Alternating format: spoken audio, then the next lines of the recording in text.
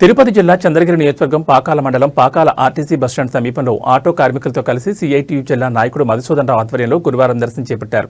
ఈ సందర్భంగా మధుసూదనరావు మాట్లాడుతూ 31వ తేదీ నుంచి జనవరి 4వ తేదీ వరకు జరిగే సిఐటియు అఖిల భారత మహాసభలను చేపట్టం చేయాలని పిలుపునిచ్చారు. కార్మికులకు వ్యతిరేకంగా కేంద్ర ప్రభుత్వం తెచ్చిన నూతన కోడ్ను రద్దు చేసి 8 గంటల పని విధానాన్ని అమలు చేసి ఉద్యోగ భద్రత కల్పించి కార్మిక చట్టాలను అమలు చేయాలని పేర్కొన్నారు. సమాన పనికి సమాన వేతనం ఇవ్వాలని ప్రభుత్వాన్ని సిఐటియు జిల్లా నాయకుడు మధుసూదనరావు కోరారు. 8 గంటల పని సమయాన్ని 12 గంటలకు పెంచింది అని, కార్మికుల పని గంటలు వెంటనే తగ్గించాలని ప్రభుత్వం డిమాండ్ చేశారు. కేంద్ర రాష్ట్ర ప్రభుత్వాలు ప్రజలకు, కార్మికులకు, ఉద్యోగులకు అనుకూలంగా వ్యవహరించాలని అన్నారు. కనీసం పెన్షన్ నెలకు 9,000 ఇవ్వాలని ప్రభుత్వాన్ని కోరారు. ఈ కార్యక్రమంలో ఆటో కార్మికులు పాల్గొన్నారు.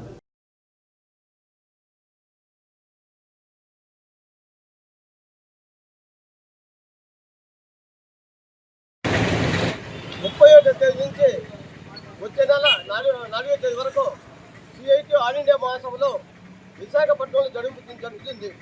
సిఐటి ప్రత్యేకంగా 1970 సంవత్సరంలో సిఐటి సంఘం ఏర్పాటైంది. ఆ రోజు నుంచి ఈ రోజు వరకు ఆటో, అంగన్వాడీ, ఆశా, బజార్ బోర్డు, సంఘమెత్తల్లో అందరి హక్కుల కోసం పోరాటం చేస్తుంటారు.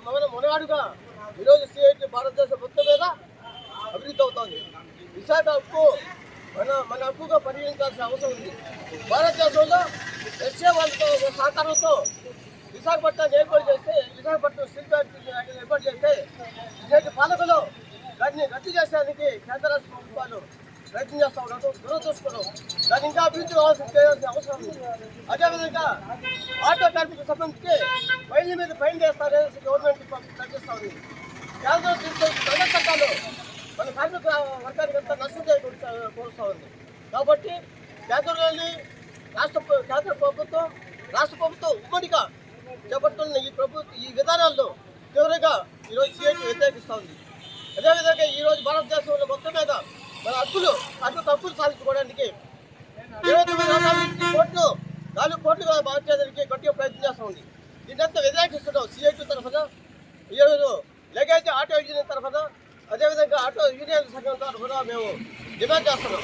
కాబట్టి ఈ నెల 31 నుంచి రేపు నెల 4వ తారీఖు వరకు జరిగే విశాఖపట్నం జరిగే ఆల్ ఇండియా మహాసభలకు ప్రతి కార్మికుడు కూడా అధిక సంఖ్యలో పాల్గొని విజయవంతం చేయాలని మరోసారి విజ్ఞప్తి చేస్తున్నాం. Thank you.